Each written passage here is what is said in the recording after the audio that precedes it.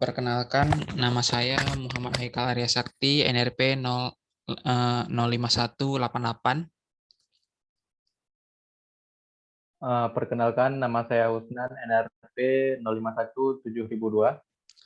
Ya, sekarang kelompok kami akan mempresentasikan, mendemokan bisnis requirement dokumen dari aplikasi Gotoko, Gotoko untuk ETS, rekayasa kebutuhan kami. Ya. Jadi pertama pendahuluan. Jadi banyak pedagang toko yang memiliki keresahan dalam mengelola tokonya, yaitu terutama untuk pengolahan stok produk toko. Jadi warung kelontong memiliki tantangan dalam mendapat produk-produk ya, karena harganya kompetitif dan terbatasnya produknya, lalu kurangnya layanan pengiriman yang handal. Jadi tahun 2020 Gotoko hadir sebagai solusi yang menghubungkan produsen barang kemasan ternama dengan pelaku usaha warung kelontong. Jadi Gotoko merupakan unit bisnis patungan Gojek dengan Unilever Group, dan Gotoko melanjutkan ekspansi ke Jabodetabek selama 1 tahun resmi beroperasi. Dengan memanfaatkan kekuatan jaringan satu sama lain, Gotoko percaya diri dapat bersaing dengan perusahaan teknologi lain yang sama-sama mengincar pasar warung.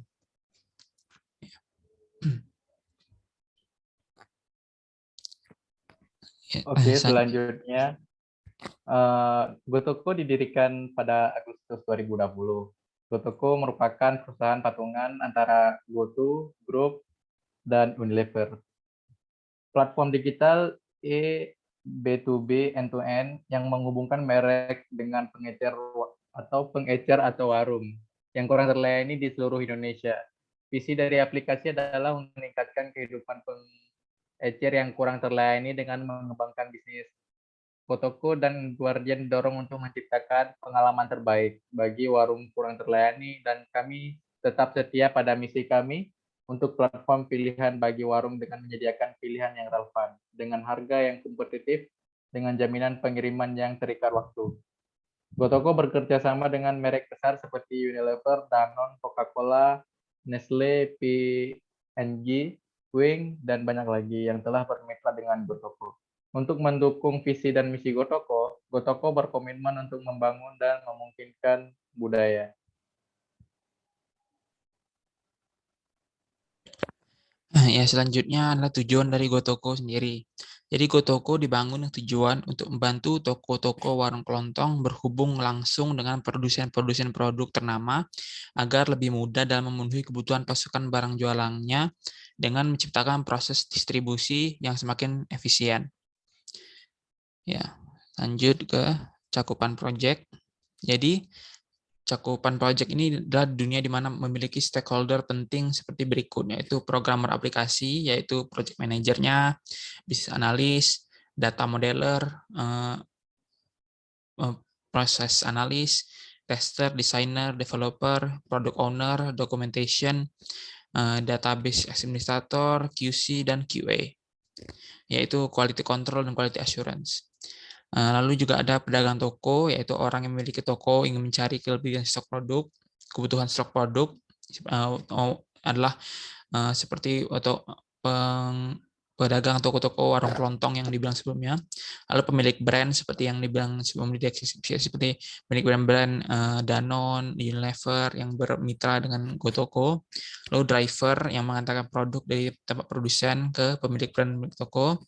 Lalu pihak ketiga seperti menggunakan yang melakukan pembayaran seperti transfer bank, e-wallet, e-money, dan sebagainya untuk pembayaran sewa.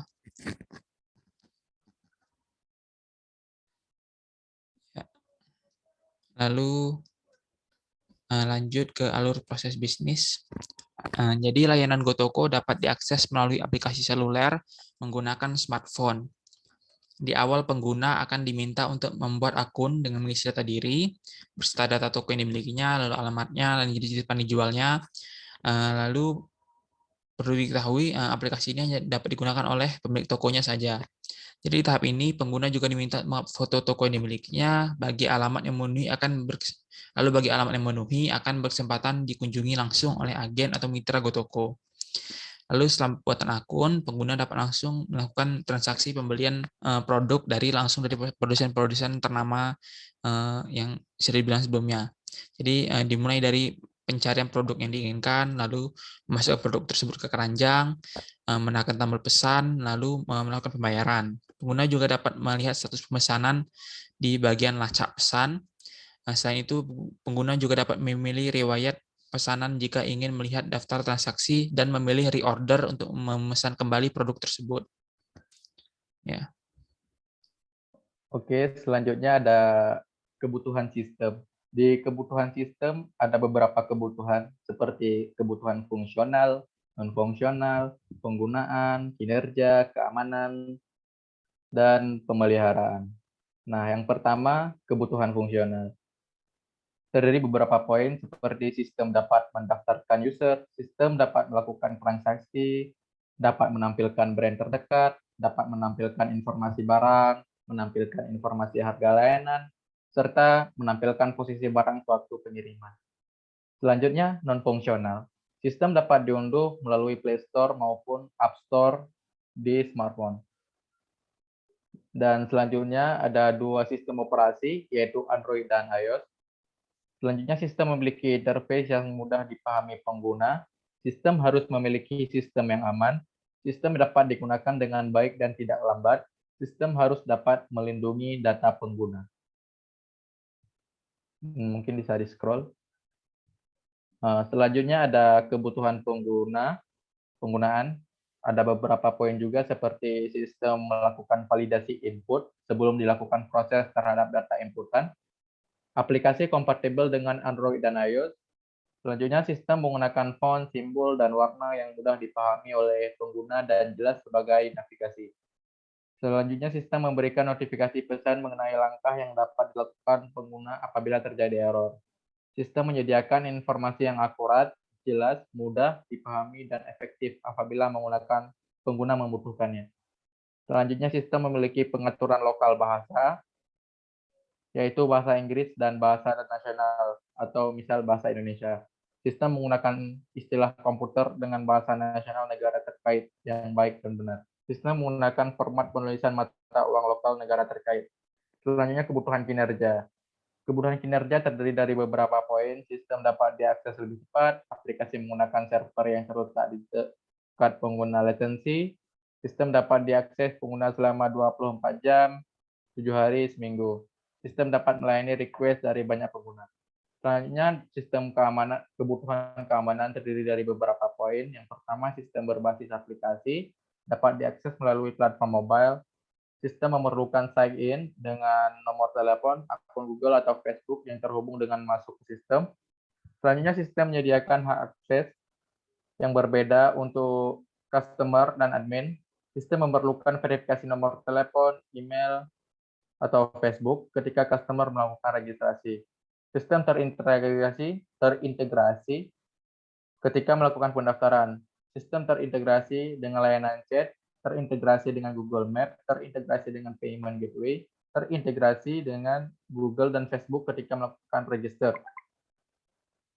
Sistem terintegrasi dengan Google Map dan Payment Gateway untuk sistem mencatat semua aktivitas customer dalam log. Mungkin bisa di-scroll. Selanjutnya, ada sistem mencatat semua kesalahan dalam log.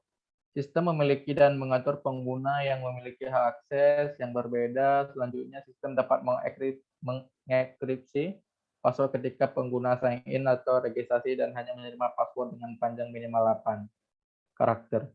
Selanjutnya, ada kebutuhan pemeliharaan yang terdiri dari beberapa poin. Sistem menampilkan error message apabila terjadi kesalahan. Sistem menampilkan pesan yang jelas dan mudah dipahami pada setiap proses yang terjadi. Sistem menyediakan menu backup otomatis jika terjadi kegagalan pada sistem. Selanjutnya, sistem menyediakan FAQ untuk menjawab pertanyaan-pertanyaan dari pengguna. Sistem menyediakan ticketing untuk pengguna yang melaporkan isu. Selanjutnya, sistem menyediakan kontak agar pengguna dapat berinteraksi langsung dengan administrator untuk mengatasi masalahnya. Next. Selanjutnya ada rencana. Pada rencana terdiri dari beberapa poin besar yang kami kelompokkan, yaitu lingkup kegiatan, ada implementasi, uji coba operasional, dan data dan validitas penunjang. Oke, di lingkup kegiatan ada beberapa poin, yaitu perencanaan dan persiapan pelaksanaan pekerjaan, yang mana terdiri di dalamnya survei pendahuluan dan penyusunan rencana pelaksanaan pekerjaan yang mencakup. Poin selanjutnya di dalam lingkup kegiatan ada analisis dan evaluasi, perancangan sistem, dan arsitektur sistem, pertimbangan desain, dan lain sebagainya. Mungkin bisa di-scroll ke bagian implementasi. Oke. Implementasi sistem dilakukan berdasarkan rancangan sistem yang telah dihasilkan pada tahap sebelumnya. Selanjutnya pada uji coba operasional, untuk menjamin beroperasinya sistem informasi yang baru sebagaimana yang diharapkan, maka uji coba operasional wajib dilaksanakan. Pada data dan fasilitas penunjang, untuk menjamin kelangsungan operasi sistem yang baru, maka selama pekerjaan berlangsung harus terjadi alih teknologi dari pihak developer kepada pihak calon pengguna sistem. Namun demikian, tetap diperlukan periode waktu yang bersifat khusus guna merealisasikan alih teknologi secara efektif. Oleh karena itu, menjelang akhir pekerjaan, developer harus memberikan pelatihan kepada calon penggunaan sistem. Pelatihan harus mencakup instalasi dan kustomisasi atau pengadministrasian, pengoperasian, dan pemeliharaan sistem. Peserta yang akan dilatih terdiri atas operator, administrator, dan pengguna akhir atau end user. Mungkin bisa dilanjutkan.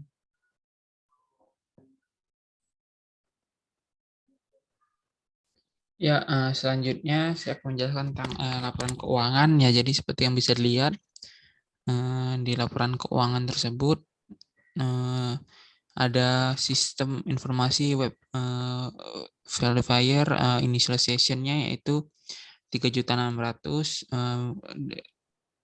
dari WBS Savasa Total untuk membuat pajak charter dibagi jadi 5 bagian, yaitu initiation, analisis, desain, implementasi, dan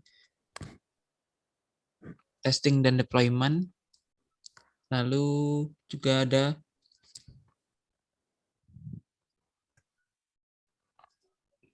close out yang semuanya total biaya total perencanaan mencapai 55.190.000. Ya, lanjut.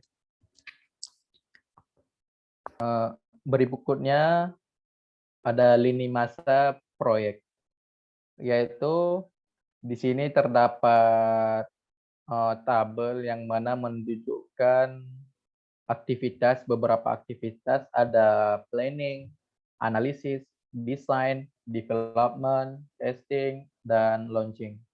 Dalam aktivitas planning terdapat beberapa poin, yaitu perumusan batasan sistem, perumusan kebutuhan awal sistem, dan perumusan proses bisnis.